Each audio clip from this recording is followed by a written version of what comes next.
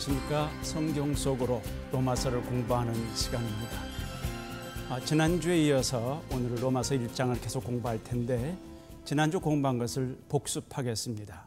그만큼 중요하기 때문에 복습하고 가능하면 여러분 성경을 펴시고 또 노트를 펴서 메모하면서 이 시간을 가지면 정말 도움이 많이 될 것입니다. 첫 시간에도 제가 말씀한 것처럼 여기는 신학을 공부하는 시간이 아니라 성경을 그대로 공부하는 것입니다. 사도 바울께서 디모데에게 이 모든 성경이 얼마나 귀한지 교훈과 책망과 바르게 함과 의로 교육하게 유익하다, 그 말씀을 기억하시고, 또 하나님 말씀은 사람들이 꾸며낸 것이 아니라 하나님의 감동을 받은 사람들이 받아서 말한 거라고 사도 베드로도 말했습니다. 지난주에 중요한 부분이기 때문에 로마서의 본론 부분을 복습하려고 합니다. 로마서는 16장까지 있는데 1장 1절부터 17절은 머릿말이라고 했습니다. 그 다음에 여기 5가지로 나눈다고 그랬습니다.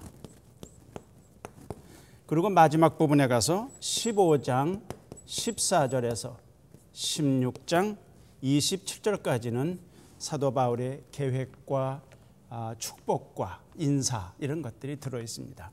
여러분, 이거 앞부분 뒷부분보다도 중요한 거 이 5가지 메인 바디, 즉 본론이라고 했습니다. 한 번만 다시 복습하겠습니다. 1장 18절부터 3장 20절까지, 그 다음에 3장 21절부터 5장 마지막까지, 그 다음에 6장 7장 8장 9장 10장 11장, 그 다음에 12장 1절부터 15장 13절까지. 여러분, 지난주에 공부하신 분은 알지만 지금 복습하는 이유는 혹시 오늘 처음 이 시간을 보시는 분이 계실까 봐 해서 하고 있습니다. 이게 어떤 면에서는 신앙의 단계와 비슷합니다. 그냥 점프해서 아무 때나 시작해도 큰 문제는 없습니다. 그렇지만 가능하면 여기서 제시하는 대로 신앙을 다시 한번 점검해 보는 것입니다. 그 첫 번째가 죄 문제다 그랬습니다. 그 다음에 죄 문제가 있을 때 죄를 해결하는 방법이 뭘까요? 회개하고 예수님 믿는 겁니다. 그것이 구원이라고 그랬습니다. 구원은 영생을 얻는다, 하나님의 자녀가 된다, 또 그런 다 마찬가지 말입니다. 그 다음에 6장부터 6장 7장 8장에는 구원받은 사람이 어떻게 살아가는가, 마음에 갈등하면서 성화라 그랬습니다. 지금 현재 우리 예수 믿는 사람은 이 성화의 관계에 와 있습니다. 예전에 우리 선배 목사님들이 이렇게 예를 들었습니다. 에집트에서 이스라엘 백성이 나왔을 때 출애굽하는 것은 구원이다. 그리고 요단강을 건너가는 것은 영원한 것이다. 그러나 광야를 지나는 동안은 성화의 기간이다. 즉 하나님 말씀에 따라 낮에는 구름 기둥, 밤에는 불 기둥으로 따라가면서 하나님 만나를 받아먹는 그 과정, 이거 오래 걸리지요. 구원은 어떤 면에서 순간적이지만 성화는 평생 간다 그랬습니다. 그리고 9장, 10장, 11장에는 하나님의 섭리 또는 다른 말로 제가 주권이라고 그랬습니다. 이스라엘 통해서 나타나신 하나님의 주권은 어떤 것일까? 내 삶에도 하나님의 주권을 인정해야 돼요. 정말 내가 주인인 경우 그건 진짜 신앙이 아닙니다. 내가 나를 주장하고 있는 동안 예수님은 나의 주님이 아니다, 이 말이죠. 여기까지 다 이제 깨닫고 경험한 사람이 12장부터는 세상을 본받지 말고 날마다 새로워지라는 말씀이 나오죠. 그리고 이 13장 14장에 가면 실제 생활이 많이 나옵니다. 그래서 이것은 봉사 또는 삶이다 그랬습니다. 제가 다시 이렇게 여러 번 반복하는 이유는 이게 막 이렇게 엉켜 있으면 안 된다는 것입니다. 구원받지 못한 사람, 예를 들어서 제가 예를 들어 보겠습니다. 어떤 사람이 좀 좋지 않은 습관이 있는데 예수를 믿긴 믿는지 모르겠습니다만 끊으려고 애를 씁니다. 약도 먹어보고 별 방법을 다 씁니다. 거룩하게 살려고 그러는데 사라지질 않아요. 왜 그럴까요? 자기 힘으로 하니까 안 되는 거예요. 구원받아 하나님의 힘을 의지해야 됩니다. 죄 문제가 해결되고 예수님이 내 안에 오셔서 성령으로 능력이 있을 때 문제들이 해결돼요. 여러분, 습관이 그렇게 무서운데 습관이 하루아침에 금방 내가 작심한다고 됩니까? 안 되잖아요. 근데 해결하는 사람이 있습니다. 도박에서 해결한 사람이 있고 마약에서 해결한 사람이 있어요. 물론 무슨 약을 먹고 병원 치료를 받았는지 모르지만 제 주변에서는 예수 그리스도를 믿음으로 완전히 새롭게 된 사람 적지 않게 많이 볼 수 있거든요.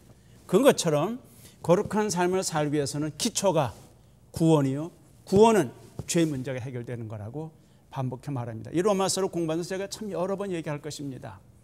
왜냐하면 적지 않은 사람들이 그거 전혀 관계없이 그냥 교회 생활 왔다 갔다 하면서 직분 받고 세례 받고 그걸로 만족할까 봐 그런 것입니다.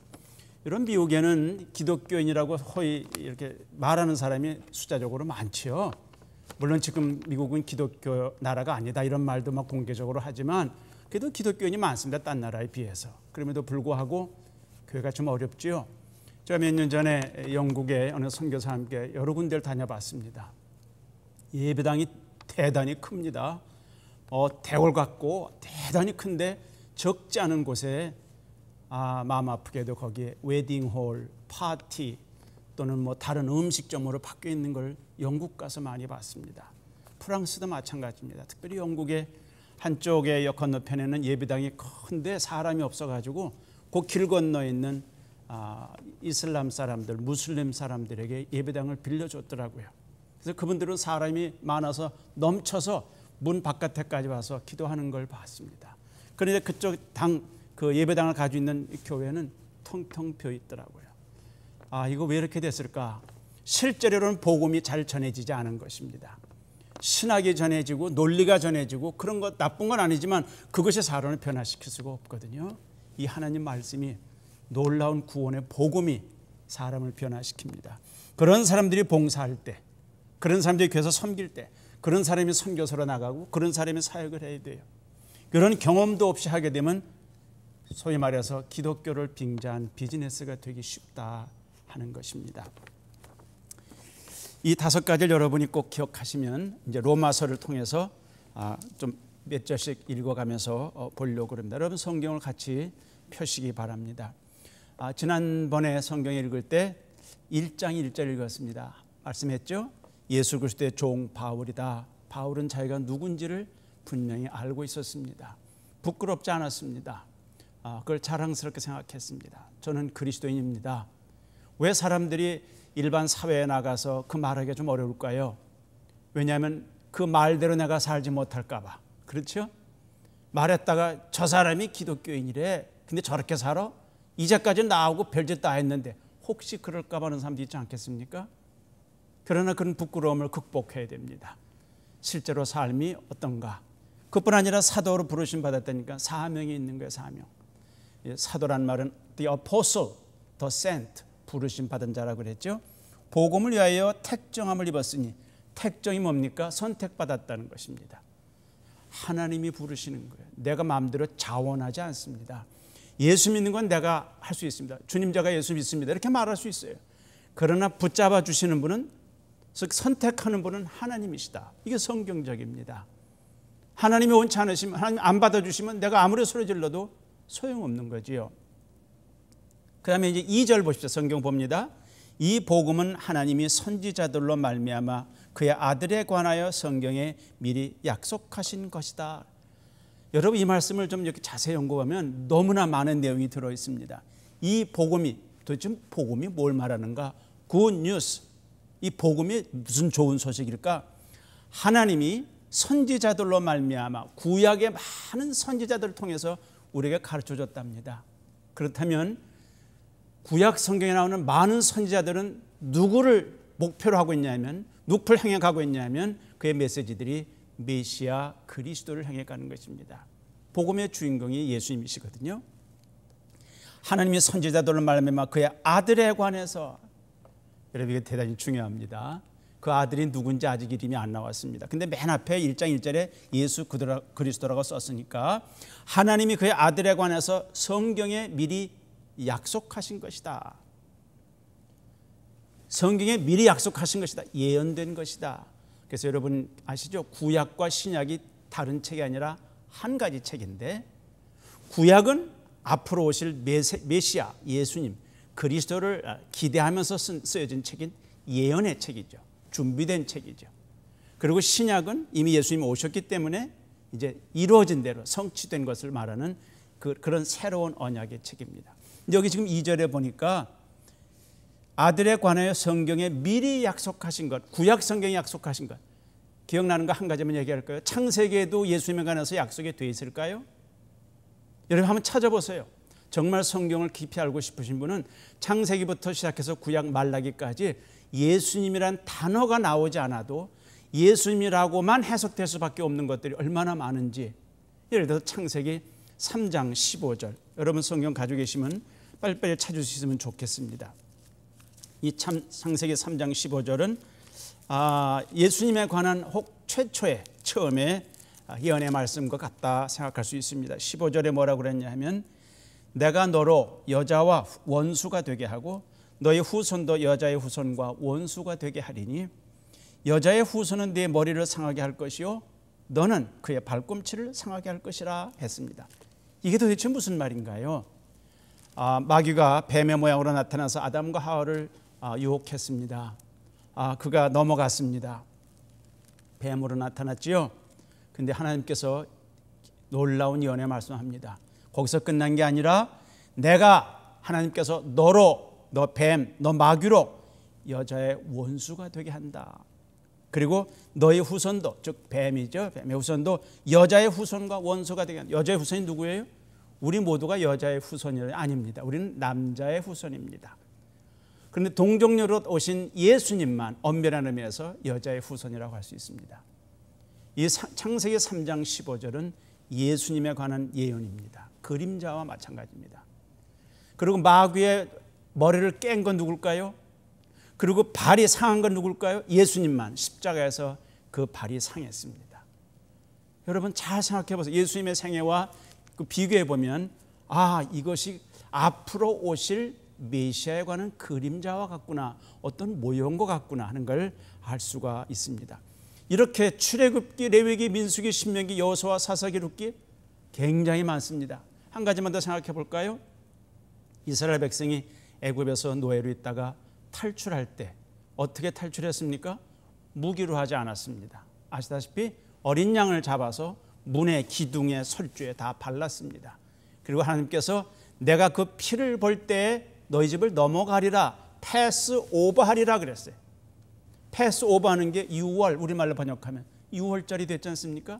그 양이 뭐냐 이 말이에요. 양이 어린 양의 피가 뭐가 그렇게 힘이 되는가? 근데 여러분 신약 성경에 세례 요한이 뭐라고 그랬습니까? 예수님 보고서 보라 세상 죄를 지고 가는 하나님의 어린 양이다 그랬습니다. 그 출애굽에 할 때 그 문에 발랐던 피 흘린 양은 예수님이었습니다. 그림자였습니다. 예수님이라는 단어가 나오지 않습니다. 그럼에도 불구하고 창세기부터 구약성경 마지막에 있는 말라기까지 얼마나 많은 예수님의 그림자들이, 모형들이 들어있는지 모릅니다. 그게 지금 2절에 나오는 겁니다. 그의 아들에 관하여 구약성경에, 그런 뜻이죠 여기서는, 그렇죠? 성경에 미리 약속하신 것이라. 이 아들이 누굴까? 여러분 성경 가지고 계시죠? 3절 봅니다. 이 아들로 말하면 육신으로는 다윗의 혈통에서 나셨고. 여러분 많은 분들이 성경을 공부하다가 마태복음 읽으면 어떤 사람은 시험이 든대요. 왜 이렇게 사람이 많어? 맨날 낳고 그래서 인구 폭발이 왔나? 이런 우스갯소리도 하죠. 근데 왜 그것이 필요할까? 마태복음에 예수님이 다윗의 후손으로 온 것이 거기 증거가 돼 있어요. 정확하게 나와 있기 때문에 그거 꼭 필요한 겁니다. 족보인데 족보가 필요 없는 족보가 아니었다 이 말이에요. 그래서 힘들어도 마태복음 1장을 읽으셔야 돼요. 천천히 읽으면서 로마서 1장 3절의 말씀대로 다윗의 후손으로 오셨구나. 그 시편에 써 있는 다윗이 쓴 글들을 보면은 앞으로 오실 메시아에 대한 글들이 참 많이 나옵니다. 이 아들로 말하면 육신으로는 다윗의 혈통을 나셨고. 여러분 여기 중요한 게 하나 있습니다. 이 구절 넘어가기 전에 한 가지 더 중요한 건 예수님이 사람입니까? 하나님입니까? 그 질문이에요. 그분이 하나님인가? 사람인가? 근데 여기 보니까 육신으로는 그랬으니까 육신을 가지신 거 보니까 그분은 사람이세요. 분명히 사람이세요.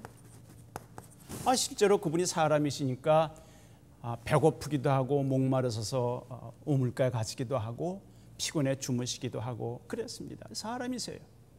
근데 100% 사람인데도 불구하고 성경에서 지금 이것만 말하는 게 아니라 그 다음 절에 나와요. 성결의 영으로는 부활하셨습니다. 다시 말해서 그분은 이제 유대인들이 자꾸 안 믿으니까 그래 내가 베들레헴이고 내가 나사렛 사람이라고 안 믿는데 내가 한 일을 믿어라. 파도가 잔잔해진 거 믿고 눈먼 자가 눈 뜬 거 믿고 앉은 뱅이가 선 것도 믿고 죽은 자가 산 걸 믿어라. 그건 누가 할 수 있느냐? 유대교 종교는 할 수가 없습니다. 하나님이 하실 수 있는 것입니다. 그래서 예수님은 하나님이십니다. 여러분 이것이 얼마나 중요한 논쟁이 되는지 몰라요. 근데 이런 질문이 옵니다. 그러면 하나님이면서 사람이면 몇 퍼센트 하나님일까? 몇 퍼센트 사람일까? 아주 우스갯소리였습니다. 여러분 이건 우스개지만 한번 들어보세요. 이렇게 예수님이 계시다면 반반일까? 반은 하나님이고 반은 사람일까? 그럼 뭐예요? 그런 건 이거 헛개비입니다. 이건 안 되는 겁니다. 다시 그러면 아무래도 하나님 성분이 많은 것 같아. 그래서 어떤 사람이 이렇게 많아가지고 이게 대부분 하나님이신데 사람 성분도 있다고. 이것도 이상한 겁니다. 이것도 이상한 거예요. 하나님도 아니고 사람도 아니에요. 그럼 어떤 사람은 이제 그래서 논쟁이 된 게 뭐냐면 그는 육신일 사람일 뿐이다. 그러니까 예수님이 하나님이란 말을 믿지 않았어요. 이게 이단이 생긴 거예요. 그럼 어떻게 해야 되느냐? 그분은 온전하신 하나님이다. 빌립보서에 그랬잖아요. 그분은 하나님의 본체라고 그랬습니다. 하나님의 본체신데 사람이 돼서 오셨다 그랬어요. 그 어느 잡지를 보니까 이걸 비유를 간단하게 했더라고요. 어떤 아이가 아빠한테 예수님이 사람인지 하나님인지 헷갈려요 그랬습니다. 그랬는데 가다가 아이가 개미집을 발길질했답니다. 그래서 개미가 막 퍼집니다. 아이가 미안하네.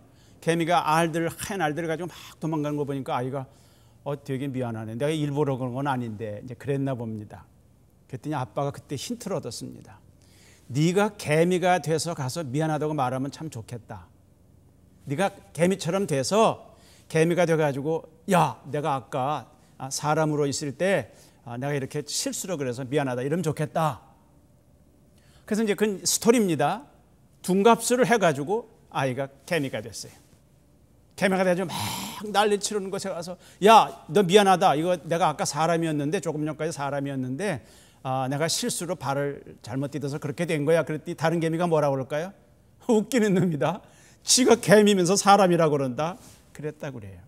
이게 Peace with God이라고 하는 빌리그람 박사께서 쓰신 책에 나오는 일부입니다. 하나님이 영광스러운 예수님이 하나님이신데 그분이 그렇게 계실 뿐 아니라 하나님이 세상을 이처럼 사랑하사 독생자를 주셨다 말은 말씀이 육신이 되어 그 하나님 말씀이 말씀으로 계시던 분이 로고스로 계시던 분이 육신이 되어 다시 말해서 사람이 되셨다 하는 것입니다. 사람이 돼서 우리 가운데 오셔서 우리처럼 사셨어요. 그래서 예수님은 온전한 하나님이고 온전한 사람이세요.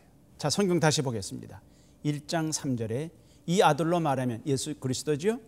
육신으로는 다윗을 통해 나셨기 때문에 족보가 있는 분이고 4절 성결의 영으로는 죽은 자 가운데서 부활하여 이 성결은 거룩한 영을 말하는 거죠. 성령이죠. 영으로는 죽은 자 가운데 부활해요. 이 세상에 죽은 자 가운데 부활하는 사람이 누가 있어요? 나사로가 있다고요? 나사로는 죽었다가 살았고요. 나중에 나이 들어서 죽었을 거예요. 죽었던 소녀 아이가 살아난 일이 있죠. 걔도 나중에 병들었든 나이 들었든 또 죽었어요. 모든 사람은 한 번 죽게 되어 있기 때문에 실제로 부활, 영원히 살 수 있는 분은 예수님밖에 없다는 것이죠. 그래서 성경의 핵심입니다. 여러분 이걸 믿지 않으면 구원이 흔들립니다. 논리적으로 설명이 다 안 됩니다. 그럼에도 불구하고 여기 두 가지 분명히 아십시오. 3절에 예수님은 육신을 가진 분인데 4절에는 부활로 그건 누구냐? 성경 다시 보세요. 능력으로 하나님의 아들로 인정되었으니 곧 우리 주 예수 그리스도시니라 그랬습니다. 예수님의 풀네임이라고 누가 그러더라고요. 주 예수 그리스도. 그랬더니 어떤 분이 서양 사람처럼 first name, middle name, last name 있나? 그런 건 아니고요. 주 그러면 주님, 주권자, 다스리는 자. 예수를 믿는 건 손님으로 믿는 거 아닙니다. 내 집에 잠깐 들어왔다 가실 분이 아닙니다. 그게 아니라 내 삶을 속에 들어와서 나를 주장하는 주인이 되셔야 돼요. Lord 또는 Master라고 그러잖아요. 이게 주 예수. 그다음에 예수란 말 뭐죠? 우리가 마태복음에서 배웠죠. 아들을 낳으리니 그 이름을 예수라 하라. 이는 저가 모든 백성의 죄에서 건져주신다고 그랬어요. 예수란 단어는 그래서 구세주란 말과 마찬가지입니다. 구세주, 구주, 즉 구원해 주는 자, 구조자, 그런 말이 예수란 말입니다. 그 다음에 그리스도라는 말 나오죠. 주 예수 그리스도. 크리스토스라는 헬라 말에 나오는 건데 그 뜻은 뭘까요? 기름 부음 받은 자, the anointed, 기름 부음. 예전에는 왕과 선지자 이런 사람들이 기름 부음 받았습니다. 감람유로. 그런데 여기 지금 그리스도는 기름 부음 받은 자, 그것을 다른 말로 메시아라고도 말한다 그랬습니다. 이것은 권위를 나타내는 거예요. 예수님이 누구냐 그러니까 주 예수 그리스도입니다. 예수를 믿는 것은 이렇게 쉽게 표현할 수 있습니다. 제가 어릴 때 한국에 있을 때 저희 집의 문 앞에는 문패가 있었습니다. 문패 아시죠? 문패. 이런 나무에다가 저희 아버님 성함이 딱 써 있습니다. 그리고 이분이 세대주다, 그런 걸 지나가는 사람이 다 봅니다. 저 집의 주인은 저분인가 보다, 그렇게 말합니다. 근데 아버님이 돌아가신 다음에 그 다음에 누가 붙었냐면 저희 형님 이름이 붙었습니다. 이제 이 집의 세대주는 그분은 돌아가셨으니까 세대주가 된 겁니다. 주인이 바뀐 겁니다. 그 마지막 결정을 그 형님이 할 수 있다는 거죠. 예수 믿는 게 이렇게 쉽게 표현할 수 있습니다. 이제까지는 내가 내 삶을 다 주장했습니다. 내가 왕권을 내 삶에 주장한 거예요. 하고 싶은 대로 하고 가고 싶은 대로 가고 뭐 걱정입니까? 누가 뭐라 합니까? 그런데 예수 그리스도가 나의 주님이 되신다. 내 죄를 용서하시고 죽으실 뿐 아니라 부활하셨구나. 나의 삶의 주인이 되든다. 아까 주 예수라고 그랬죠. 그래서 그분을 받아들이는 겁니다. 뭘로? 주인으로. 내 삶의 세대주같이 주인으로. 그분이 결정하시는 거예요. 다시 말하면 예수님 보고 사람들이 왕중왕이라 그러죠. 왕이 뭐예요? 왕 위에는 더 높은 사람이 없어요. 그래서 왕이 내 안에 오시면 여러분 실제로 예수님을 그렇게 믿으면 내가 잡을 결정할 때도 어디서 돈이 많이 벌어지는가 그것만 전체가 아니다 이 말이죠. 하나님 이거 좋아하실까? 여러분 그럴 수 있습니다. 돈은 잘 벌어지는데 사회에 악을 끼치는 비즈니스가 있습니다. 돈은 푹푹 들어오는데 이거 나라에 걸리면 불법인 경우도 있습니다. 그럴 때 만약 예수님을 주님으로 정말 믿으면 돈이 아무리 생겨도 이건 안 된다. 내 주인이 허락 안 한다. 그렇게 할 수 있지 않겠습니까? 그렇게 예수님을 구주로 받아들여야 되는데 이제 로마서 아직 안 갔습니다만 10장에 가면 아주 중요한 구절 나오는 걸 미리 한번 읽어보겠습니다. 내가 만일 10장 9절을 제가 읽습니다. 내가 만일 내 입으로 예수를 주로 시인하며 하나님께서 그를 죽은 자 가운데서 살리신 것을 내 마음에 믿으면 구원 얻으리니. 이 말이 뭘까요? 예수님을 구주라고 고백하고 그분의 부활을 믿어야 구원받는다. 두 가지. 참 중요합니다. 적지 않은 그 이름만 걸친 명목상의 기독교인들은 예수님이 삶의 주인이 아닙니다. 그냥 일주일에 한 번 예배당 가서 이렇게 만나는지 안 만나는지 모르겠습니다만 삶에 별로 영향을 끼치지 않는 그런 사람 경우가 있습니다. 그거는 구원이 아닙니다. 제가 수년 전에 독일에 무슨 집회 한국어 통역을 갔습니다. 거기 독일 목사님을 만났는데 한국 분이라고 사시는데 독일 교회를 그 당시 어느 곳에 가서 물었더니 자기 생각으로는 독일인의 한 85%는 기독교인이라는 말을 한답니다. 왜냐하면 그렇게 신상에다가 쓴답니다. 기독교에 체크를 한다고 그래요. 그러면 그렇게 기독교인이 많군요. 교회들 많이 나오시나요? 그랬더니 자기가 볼 때는 한 5% 정도 교회 다닐 거라 그럽니다. 그 말이 뭘까요?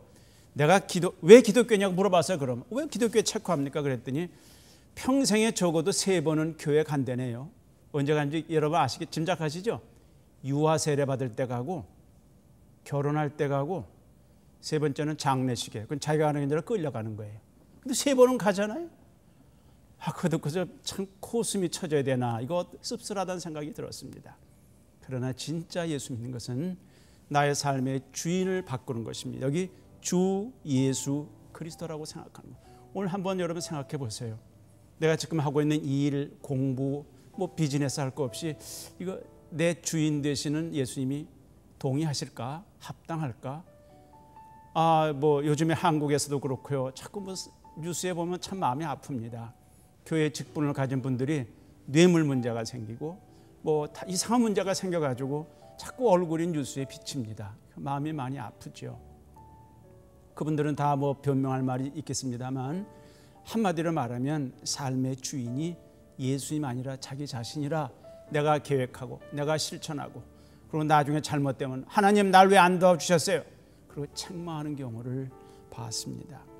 오늘은 여기 1장 1절부터 4절까지를 봤습니다. 오늘 굉장히 중요한 핵심은 여러분 이 성경을 한번 16장까지 앉은 자리에서 읽어보세요.